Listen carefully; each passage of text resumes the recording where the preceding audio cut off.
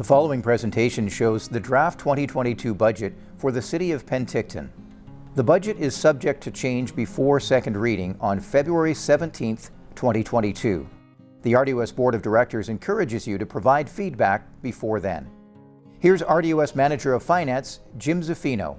The following presentation is a high-level overview of the budget, and it's 500 pages, and here it is. To view detailed budgets, please visit the RDOS Regional Connections interactive website. To review any of the slides presented in this video, please hit pause. The following slides provide information about the RDOS Legislative Foundation. Each regional district is a corporation. The RDOS has 9 electoral areas represented by rural directors elected to their position. The 6 municipalities represented on the board appoint their members. Regional districts are not taxing authorities. Regional districts do not tax municipalities. Regional district taxes are based on the services, not the location. Some regional district services are legislated, including general government, solid waste management plans, and E911 telecommunications. Most regional district services are by choice. Property in a rural area will receive their tax notices from the Surveyor of Taxes, and the taxes are paid to the province. The following slides cover taxes. To review any of these slides, please hit pause. The following slides provide information about the RDOS budget structure. A regional district is different than a municipality. Regional districts create a separate budget for every service it operates. For the 2022 budget, the RDOS has 156 separate services and therefore 156 separate budgets. Separate budgets ensure only those who participate in the service pay for the service. The budget process launched in October 2021. The budget includes approved change requests. Budget workshops were held November 5th and 9th, 2021. The provincial legislation requires the budget to be adopted by March 31st, 2022. The following slides provide information about RDOS services. You can hit pause at any time to review the slides. You can also visit RDOS Regional Connections to view detailed budgets. Regional services are services where the majority of the electoral areas and municipalities participate. For regional services, all properties in the municipality and electoral areas contribute. Regional services include heritage, conservation, corporate facilities, legislative services, and regional trails. Rural services are services where the majority of the electoral areas participate. For rural services, all properties in the electoral area contribute. Rural services include animal control, electoral area administration and planning. Shared services are services where only those participating in the services pay for the shared services. Local services are services where only a defined group of properties within an electoral area participate. Examples include fire protection and water systems. Staff begin building budgets for each service in October. The 2022 budget is prepared along with the additional 4 years. New requests or changes come forward as program change requests.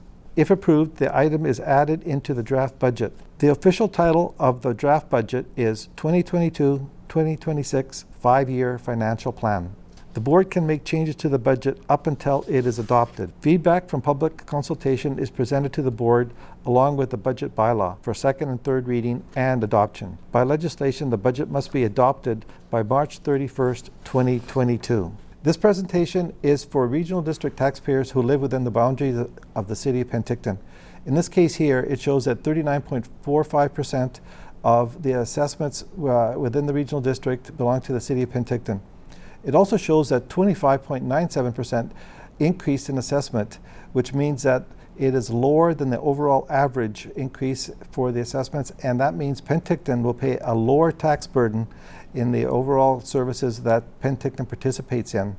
One of the areas that is controversial and has been controversial is the overhead, and this is just to show what the overhead charges are. It is the support costs for human resources, legislative services, finance, corporate services, and information services. It takes the support costs and redistributes them on a tier basis throughout the 156 services that the organization provides. This slide here talks about where the overheads are and the costs are. The biggest single increase for 2022 is information services. IT has so many changes and increases in requirements. The cost has to go up, and it is part of the administration charge. Program change requests. I was talked about earlier about these program change requests, and these essentially are service level increases which staff is recommending to the board. The board reviews every single one of them and determines if they would like it or not. And this is also something else that the regional district board directors look at, and that's the grants. Each year the board requests and looks at grants and determines the amount which should be granted, if any. This slide here talks about the program change requests. There's two types. There's one that's a service level increase, as I stated earlier, and one that's a full-time equivalent staff increase. So I'll just quickly take a look, go through them, and you could press pause if you wish to stop and look at them. In this case here, it is a service level increase, and so this is a full-time equivalent increase, so that's a staff increase. The board looked at them, and in the case that you're looking at right now, these are the ones that were approved. This is another increase in the service level. It's mostly looking at engineering services, and this will be the last one. Again, it's a full-time increase for FTE. One of the things that I thought might be interesting is the capital component of the budget. That's 42 different services that are having capital costs, and in this case here, it shows the benefit that the Penticton is receiving. At one point or another, the taxpayer of the regional district, which includes Penticton, through the reserves was taxed on the operating side and transferred over to the funding for the capital side. In this case, it's the telecommunications and Willowbrook 911 tower, and it's for the emergency services. This one here is trails. Penticton is part of the trail system and contributes through taxes, and again, all of these have been financed either through grants or through reserves.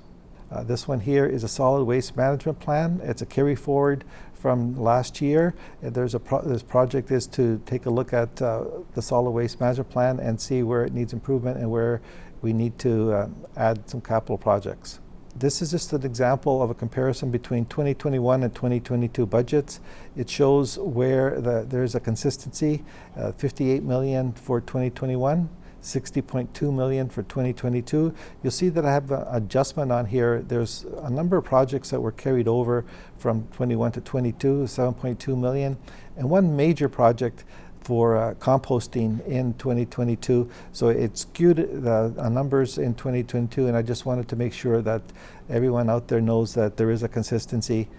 City of Penticton tax requisition. The tables on the following slides summarizes the overall requisition required to support the 2022 budget. In 2022, as of first reading, and I just want to emphasize that the board can change the budget numbers right up until adoption. So in 2022, we're looking at 2.278 million to fund the services that the residents for the regional district that live in Penticton will be paying.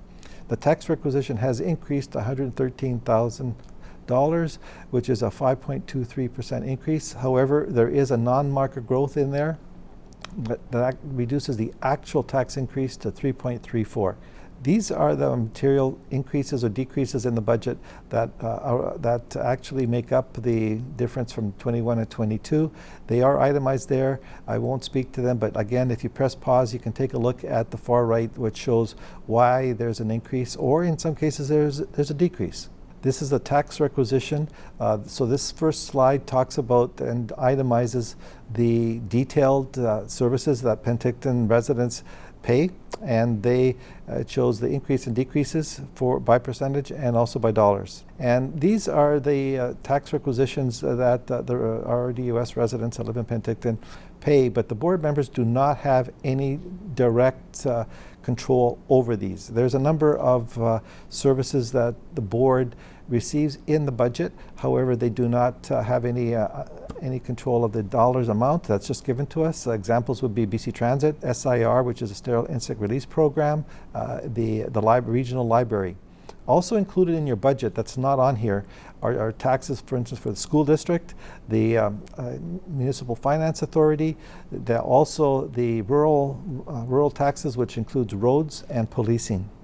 This is the tax requisitions that shows the municipalities as a whole.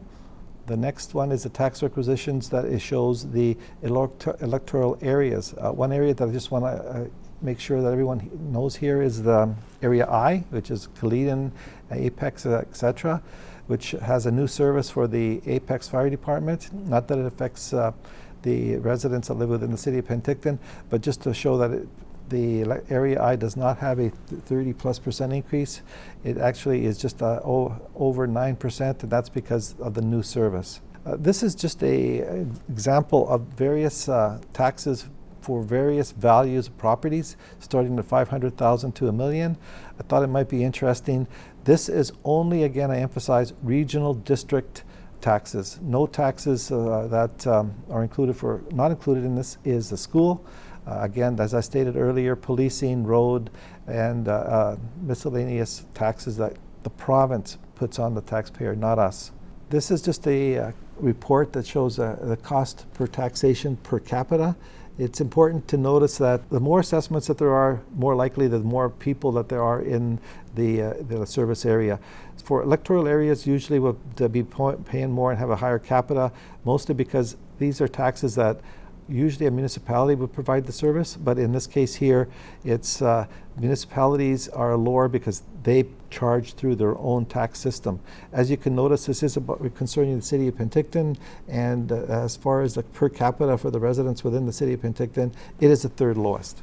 This is just a straight pie graph that shows where everyone is in the regional district budget circle, and this is information where you can review the budget. Thank you. Thank you for watching. The board is looking forward to receiving your feedback on Draft Budget 2022.